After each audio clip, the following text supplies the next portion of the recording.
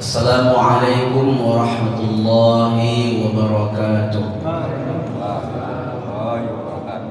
Alhamdulillah alladzi khalaqal mauta wal hayata liyabluwakum ayyukum ahsanu amala. Asyhadu an la ilaha illallah wahdahu la syarika lah wa asyhadu anna Muhammadan abduhu wa rasuluh. Allahumma shalli wa sallim ala Muhammadin wa ala alihi wa ashabihi wa man tabi'ahum bi ihsanin ila yaumil qiyamah. Jamaah yang dimuliakan Allah, malam hari ini salah satu kesyukuran kita mau kita hartakan kepada Allah Subhanahu wa taala atas nikmat usia yang Dia berikan kepada kita. Kita ingin berusaha agar usia yang mau kita jalani ini semakin bermanfaat, tidak lagi sia-sia. Berangkat dari kesadaran. Kadang kita tahu tapi belum paham, kadang udah paham tapi belum sadar. Apa contohnya? Setahu kita kan napas ini kan gratis, kan gitu Pak. Belum ada datang ke rumah kita minta rekening oksigen yang kita hirup tiap hari, berarti gratis kan itu. Itu setahu kita. Tapi harus naikkan lagi sedikit lagi menjadi paham, sehingga udah paham menjadi sadar. Apa dia sadarnya? Memang napas gratis. Udara oksigen yang kita hirup memang gratis, tapi nanti ditanya dia, sepanjang napas yang kau hirup itu apa kau kerjakan, untuk apa? Memang gratis, makanya tadi naikkan sedikit lagi tingkatannya.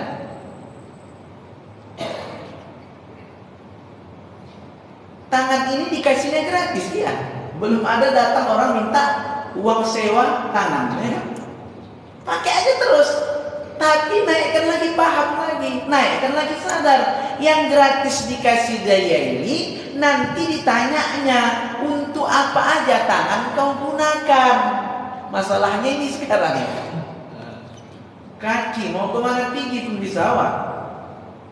Ke Singapura nyampe kaki nih. Tapi naik pesawat lah pula, kalau jalan kaki lepor juga lah kan. Apa namanya itu, gempor. Nah, kayaknya gitulah. Mata gratis.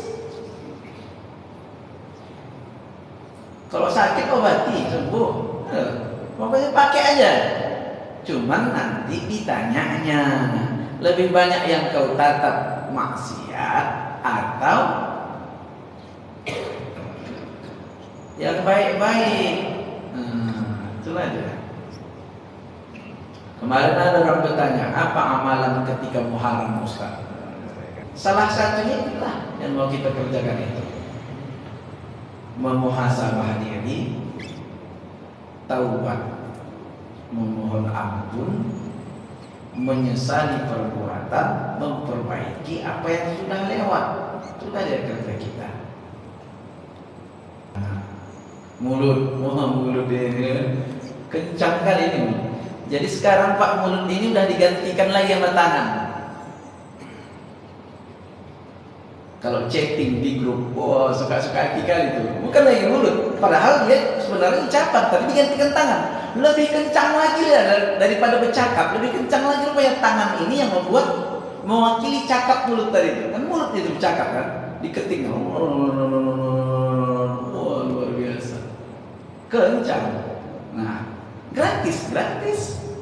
Tapi nanti ditanyanya, apa yang sudah kita gunakan dengan mulut ini? Dan lagi-lagi minta tolong saya, ini bukan kajian untuk masuk ke kepala, bukan masuk ke akal, ini harus kita rasakan ini. Jangan pula aku cakap kayak gini masuk. Makanya saya sering bilang bukan mau nambah ilmu kita, tapi menambah rasa sadar. Napas ini memang suka hati awak narinya. Sedap juga. Tapi 24 jam, berapa detik, berapa saat, berapa jam, semuanya nanti akan dihitung malaikat.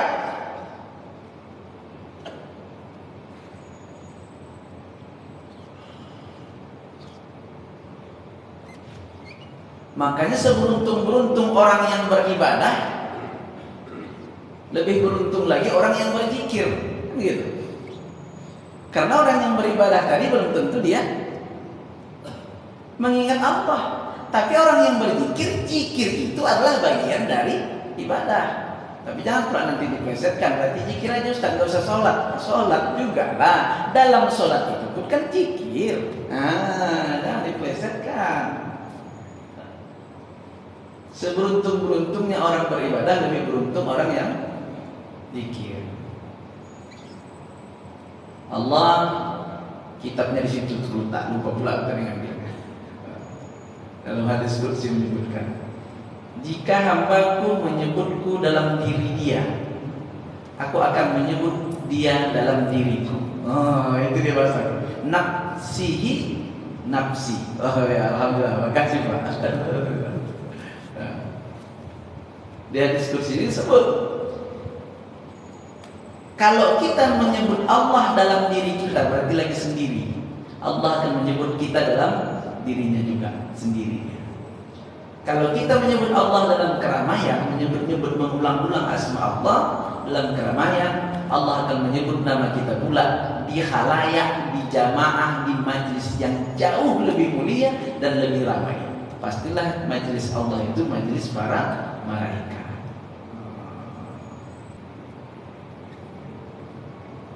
Padahal sederhana aja nih. Pilihannya kan dua. Bisa jadi kita di depan manusia Allah buat terburuk, nggak dianggap, padahal kita bukan maksiat. Baiknya kita tapi memang nggak dianggap manusia, dilecehkan, dihinakan, dianggap rendah. Skenario Allah. Kenapa? Karena Allah sudah menyiapkan kemuliaan kita nanti di akhirat di hadapan para malaikat. Dan anak tahfiz ini susah makan, kadang-kadang nggak tertib tidur segala macam. Allah udah siapkan kemuliaan mereka. Kita ini paling nyantai tiap hari, bisa duduk di warung kopi nyantai-nyantai kita. Nanti di akhirat nyantai apa enggak? Itu saja. Aku kadang-kadang minta maaf ya, saya tukang kopi juga, suka nongkrong juga. Tapi kadang-kadang berpikir aku, ada kawan sampai 24 jam dia kadang-kadang cuma balik sebentar, balik lagi ke kedai kopi tadi. Terus dia nyantai betul hidupnya. Cuma dalam hatiku ini nanti di akhirat macam ini nyantai dia apa enggak? Kan itu masalahnya. Bukan nyalahkan saya enggak, terserah pilihannya itu kan. Takutnya begitu saking nyantainya kita di dunia ini, dikubur tak nyantai lagi, itu aja masalahnya. Kenapa? Ya kalau duduk tadi berzikir, kok zikir ingat kepada Allah, alhamdulillah. Kalau lalai, balik lagi ke tadi. Gratis nafas ini memang, tapi sepanjang nafas ini berapa persenkah kita yang mengingat Allah dalam tarikan-tarikannya? Berat itu Pak. Nah, kok pelan-pelan lah. Setengah jam ya kita ngaji nih. Habis nanti ngaji sholat isya, nggak tahu kita tahap kerjakan itu di rumah. Iya. Maaf. Di rumah itu tahap nanti kita kerjakan.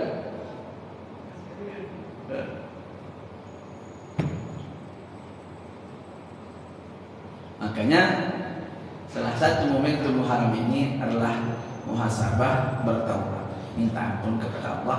Jangan-jangan nanti ketika dihitung Allah memang nggak sanggup kita mempertanggungjawabkannya. Yang gratis-gratisan tadi itu nggak kita bawa untuk taat kepadanya, malah maksiat. Ya Allah ya Rahman ya Rahim.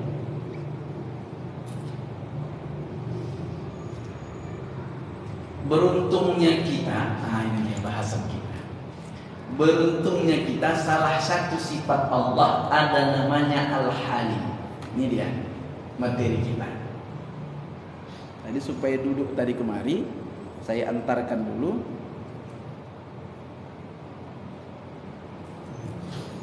Oh habis banget.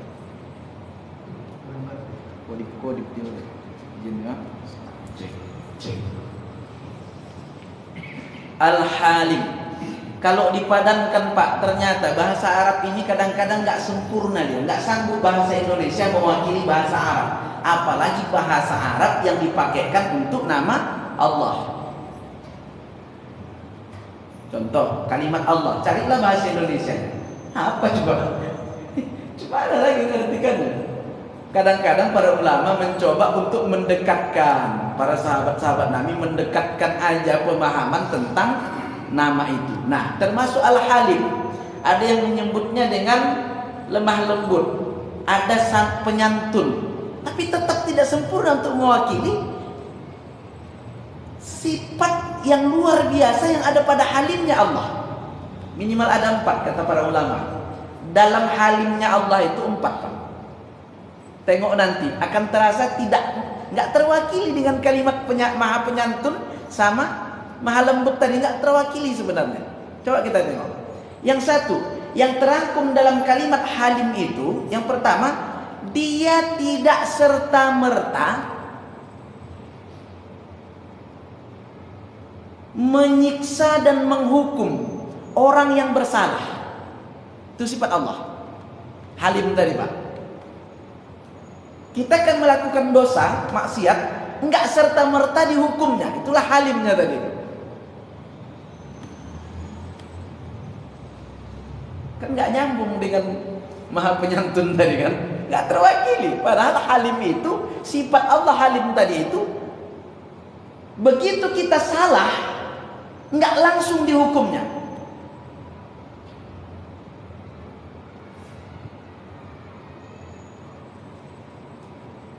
Siapa pernah Ustadz menyebut Jainuddin Amjad, kata dia, andai dosa itu benjol, kata dia, dalam salah satu kaset itu tadi, andai dosa itu benjol, mungkin muka kita ini udah benjol semua. Kenapa? Bolak-balik melakukan dosa.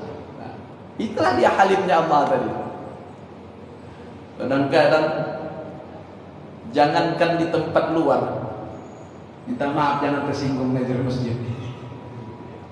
Di masjid saat begitu masuk kita ke kamar mandi, nggak ada klosetnya yang dulu, semuanya tempat pipis yang berdiri itu yang ada. Saya pernah jumpa masjid begitu, bayangkan teman. Mana lagi sahab, udah bingung aja itu kan. Kalau kita kerjakan itu berdiri, nggak langsung benjol gitu, tetap juga keluar juga aja. Itulah halimnya Allah tadi itu. Dia tidak langsung segera menghukum hambanya walaupun melakukan maksiat durhaka kepadanya. Itulah halim. Itu. Yang kedua, terangkum dalam halimnya Allah itu, dia tetap memberikan rezeki sekalipun kepada hambanya yang sedang maksiat. Kalau jatah bapak 1 juta memang hari ini maksiat, tetap juga dapat 1 juta nanti. Begitulah hebatnya Allah. Kalau memang udah jatah 1 juta, dikasihnya tetap 1 juta, walaupun maksiat. Itulah halim. Jadi nggak dibeda-bedakannya. Jadi Ustaz, kenapa kita harus taat? Gitu deh kan? Untuk orang yang taat, yang 1 juta dikasih Allah tadi, diberikan Allah beserta dengan barokahnya. Orang yang taat tadi dikasih juga 1 juta, tapi tak berkah. Yang menghafal minta maaf, dapat juga 1 halaman 1 hari, tapi cobalah, nggak usah jaga mulut, sakiti hati kawan, baru menghafal, dapat juga itu. Tapi bisa jadi yang kita hafal 1 halaman tadi tidak Allah kasih keberkahannya, cuman hafal aja. Nah, itulah dia bedanya antara nikmat rezeki yang diberikan Allah kepada orang yang maksiat bukan kepada orang yang taat. Tetap dikasih. Halimnya Allah tadi yang kedua, dia tetap memberikan rezeki kepada seseorang walaupun orang tersebut sedang maksiat. 3, terangkum dalam halimnya Allah juga, Allah memaafkan sekalipun dia berkuasa, punya kemampuan, kekuatan untuk menghukum. Nanti kita contohkan Pak ke diri kita, kepada anak.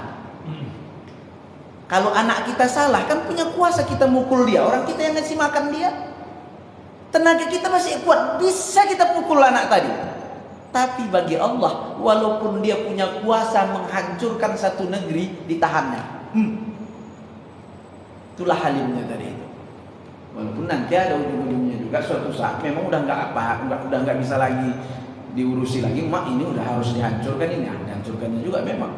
Tapi lebih banyak halimnya Allah itu yang berlaku dalam kehidupan kita. Nanti balik ke kita, nanti kita tengok seberapa besar halim ini sudah ada pada diri kita. Nanti kita introspeksi, kita selesaikan dulu. Yang keempat, halimnya Allah itu dia memberi jeda panjang kepada kita untuk waktu kita bisa kapan saja bertaubat kepadanya. Kita melakukan dosa nih, dikasihnya panjang jeda, belum dicabut-cabutnya nyawa kita untuk apa? Dikasihnya kesempatan begitu luar biasa luasnya, kapan kita mau tobat? Ditunggunya. Makanya kalimatnya padahal wasari'u ila maghfiratin min rabbikum. Bersegeralah kamu menuju ampunan Tuhanmu. Padahal udah jelas kalimatnya, seruannya segera, sari'u. Tapi ditunggunya. 2 bulan belum taubat, waktu tunggunya juga. Setahun belum taubat juga. Ada 10 tahun dia maksiatnya juga taubat-taubat. Terus 20 tahun ditunggu Allah terus. Makanya nggak usah heran, kadang-kadang di kampung kita ada yang paling bandel tapi 100 tahun umurnya. Nah, itulah dia tadi itu. Halimnya Allah itu sampai begitunya, dikasihnya panjang jeda kepada seseorang itu, dikasihnya kesempatan yang luas untuk bertaubat. Bagi kita yang cerdas, taklah kita tunggu pula sampai 60 tahun baru kita taubat. Makanya materi ini kita bawa malam hari ini dalam suasana Muharram. Janganlah tunggu pula yang dipanjangkan Allah tadi itu dihabiskan dulu di ujung. Ya kok sempat ke ujung? Kalau nggak sempat ke ujung, kan seringnya kita lihat kan, apalagi sekarang Medan. Beli makanan nih kita keluar sana. Awak pikir minggu depan lah aku taubat, beli makanan. Rupanya jumpa yang sekarang lagi berkeliaran tuh sap. Baru-baru ini di tempat kami Pak, Jalan Palesraya, kecilnya jalannya tuh Palesraya tuh, pakai senjata, apalagi kasihkanlah kereta tuh. Ibu-ibu, guru pula itu, jam 6.10, bayangkan udah agak siang itu kan, jam 6.10 pagi itu udah siang itu. Pakai senjata, sempat kayak gitulah. Minggu depan aja lah taubat, awak pikir kan. Jumpa kawan tuh tadi kan. Selesai. Nah, 4 halimnya Allah. Sekarang kita tengok ke dalam diri kita. Karena perintah Allah, irhamu man fil ardi yarhamkum man fis sama. Kalau mau disayangi yang di langit, Allah dan para malaikatnya, yarhamkum man fil ardi, kita harus menyayangi yang ada di bumi. Halimnya Allah harusnya kita terjemahkan menjadi sikap kita kepada orang yang ada bersama kita.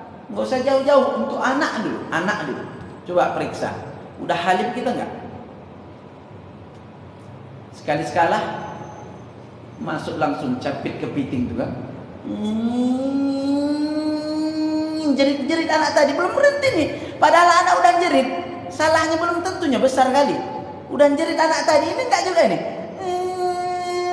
Karena bisik-bisik terus dia. Gas terus.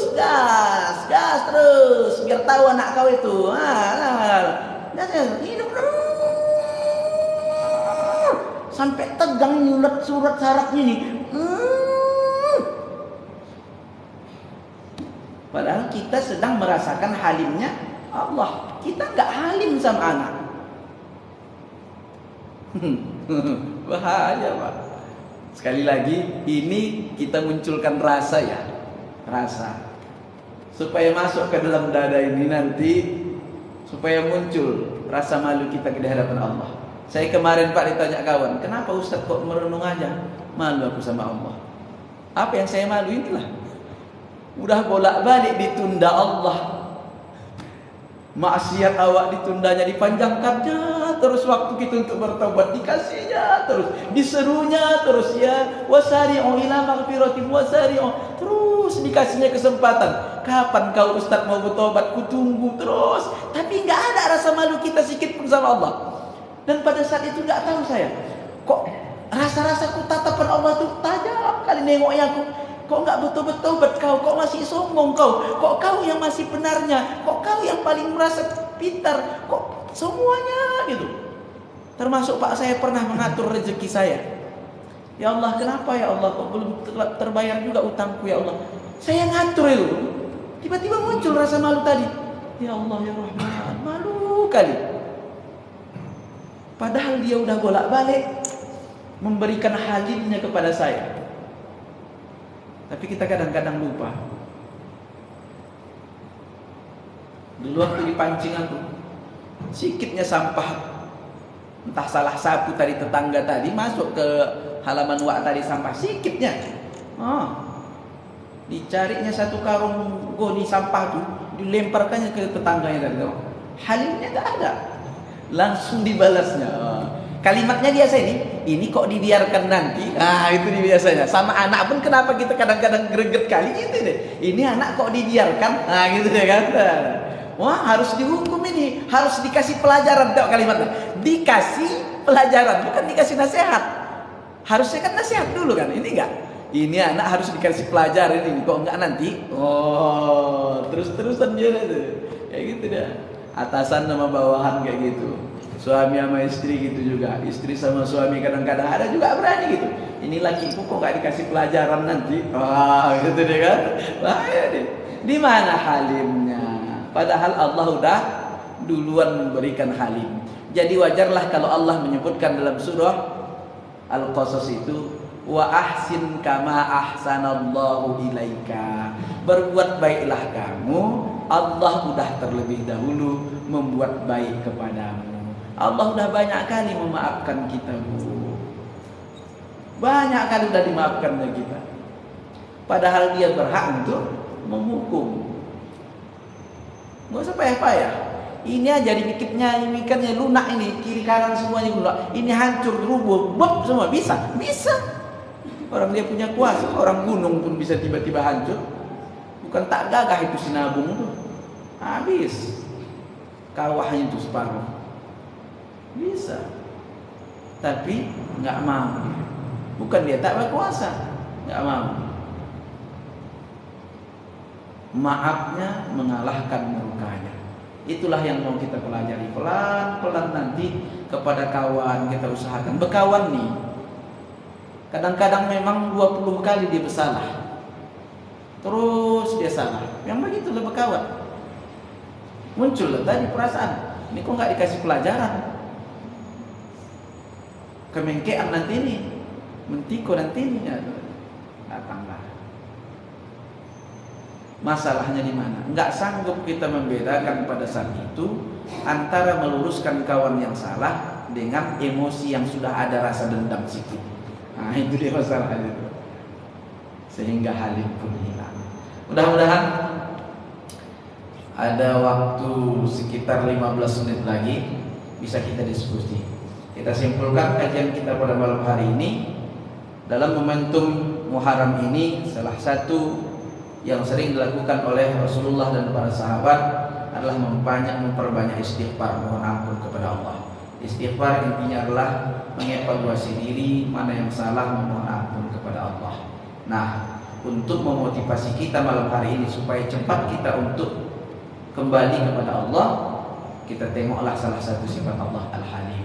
Allah udah terlalu lama memaafkan kita, udah terlalu lama dia tidak menghukum kita, udah terlalu panjang dibiarkannya kita, dikasihnya jeda waktu untuk kita bertaubat. Udah terlalu lama kita maksiat tapi masih dikasihnya kita rezeki, dikasihnya semua fasilitas. Apa yang kita inginkan, berusaha aja. Yang jualan tetap laku terjual, yang punya anak ingin sukses tetap dikasih Allah.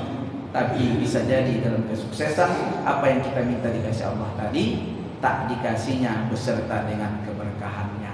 Jangan heran nanti ketika anak kita punya pekerjaan, sakit hati awak. Oh ya, udah gajian kau, udah mak, pinginlah mama beli bakso. Nantilah mak, bulan depan lah itu.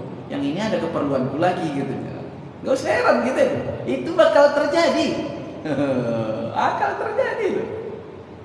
Bahkan yang gak kita nyangka anak kita kayak gitu sifatnya jadi. Kenapa? Bisa jadi sebahagian yang dulu kita minta, tapi karena pada saat itu kita memintanya bukan dalam keadaan suci bersih, kita sedang berdosa, maksiat kepada Allah. Bisa jadi Allah beri, tapi dalam keadaan tidak bersamaan dengan keberkahannya. Kembali kita ke kaji kita yang lama-lama dulu. Gimana cara membersihkan diri? Salah satunya saya sudah sampaikan di sini. Mulailah dari air wudu. Dari air wudu. Jadi taubat yang paling sederhana itu Pak, yang bisa kita kerjakan tiap hari, wudu. Sholat itu kan mau menghadap Allah. Kalau ibarat kasarnya orang Medan bercakap, mau berjumpa sama Allah. Kan begitu dia kan. Gimana kita mau berjumpa sama Allah kalau kotor? Sementara Allah Maha Suci. Contoh aja lah, bapak ada jubah warna putih macam ini, tersangkut di jendela. Anak lagi mandi hujan, kotor, main lumpur, dia sap. Bapak mau nggak nyuruh anak tadi ngambilkan jubah yang putih tadi? Udah jelas tangannya baru main lumpur dia. Oh, kotor kali. Oh, nak tolong dulu, ayah mau sholat Jumat. Kau belum mandi? Belum ya? Kotor. Ambilkan lu jubah ayah. Mau kita itu minta ambilkan dengan tangan kotornya itu? Nggak mau kita itu. Mandi kau dulu, kan gitu. Jadi Allah maunya kita menjumpainya dalam sholat itu bersih dulu. Istighfarnya di mana? Di wudu. Udah saya ajarkan. Buka keran tuh, rasakan, ya Allah, airmu ini suci, badanku, tubuhku, diriku, jiwaku kotor. Minta izin ya Allah, aku pakai airmu ya Allah membersihkan diriku. Wudu itu bukan membersihkan johir dakinya. Tadi kita basuh muka, ya Allah, mataku ini banyak dosa, ampunkan ya Allah. Mulutku ya Allah, ampunkan. Tanganku ya Allah, ampunkan. Kakiku ampunkan. Baru berdiri dalam sholat tadi, orang yang sudah taubat. Masalah diampuni Allah mana pula? Sampai ke situ pula apa kita? Begitu berdiri kita dalam sholat, masih terasa kita yang tadi minta ampun itu. Disitulah rendahnya kita di hadapan Allah. Jadi yang sholat itu bukan orang yang sombong. Kita kadang-kadang yang sholat ustaz. Siapa yang sholat ustaz? Merasa ustaz. Sholat, oh gaya kali, ustaz sholat. Imam zikir pula lagi itu kan. Siapa yang sholat? Imam zikir. Nah, Allah pun nengok awak. Bagaimana? Qori sholat. Siapa qori? Siapa sholat? Qori. Gitu kan. Harusnya mana? Yang sholat itu siapa? Yang setiap tarikan napasnya dia belum sanggup untuk mengingat Allah. Dosa enggak? Dosa lah. Jadi kalau Ustaz Ar-Roji membahas buku, waduh lebih dalam lagi, membahas tentang kajian napas itu luar biasa itu. Setiap tarikannya itu nanti ditanya Allah. Wah, lebih ngeri lagi awas itu. Cuman Ustaz, kerjaanku kan sibuk kali Ustaz, cuma anak mau berzikir. Kalau sudah nanti dibiasakan, beliau nanti minta sama beliau ilmunya. Kalau udah dibiasakan, lagi nyuci piringmu, di dalam tuh main dia. Mau subhanallah, mau Allah, mau la ilaha illallah, terserahlah. Main aja dia, mulutnya nggak ada. Allah, Allah, Allah. Oh, aku nggak mau Allah Ustaz, mau lengkap la ilaha illallah. Mati. La ilaha illallah, la ilaha illallah, la ilaha illallah. Itulah mau kita. Minta tolong yang mulia tadi amalkanlah. Karena dari situlah kita merendahkan diri kepada Allah bahwa kita tak punya kemampuan apa-apa. Mau direktur, mau komandan, mau apapun jabatan kita, ketika wudu itu rasakan bahwa kita 24 jam sebelum wudu itu kita lakukan udah banyak dosa kita. Memang halim Allah tadi untuk kita, tapi mau sampai kapan? Jadi kalau sampai, kalau nggak sampai, nah, ayo halim tadi untuk kita, tapi cepatlah bersegeralah kita menuju ampunan Allah. Mudah-mudahan taubat kita diterima Allah, dan kalaupun nanti kita dipanggil Allah, dipanggilnya dengan kalimat ya ayyatuhan nafsul mutmainnah irji'i ila rabbiki radiyatan mardiyah fadkhuli fi ibadi wadkhuli jannati. Allah panggil dengan panggilan yang luar biasa. Ruh kita tenang, jiwa kita tenang, damai, bersih, bening, sehingga layak kita bersama Rasulullah SAW, bersama para sahabat, bersama para hamba yang dimuliakan Allah. Fadkhuli jannati. Dipersilakan Allah kita untuk masuk ke dalam surga. Dan itulah kenikmatan tertinggi di mana nanti kita diizinkan Allah menatap zatnya yang maha mulia dalam surga. Amin ya rabbal alamin. Demikian, silakan. Mana tahu ada yang mau bertanya, ada diskusi, silakan Pak. Jadi sifatnya Allah yang halim itu berlaku pada panjang humilah pelembutan sifat anggota belum diturunkannya balas. Dan kedua, apa ciri-ciri seorang hamba yang taubatnya diterima? Saya tak berani kalau saat sekarang menyebut-nyebut nama karena pro kontra, ya kan.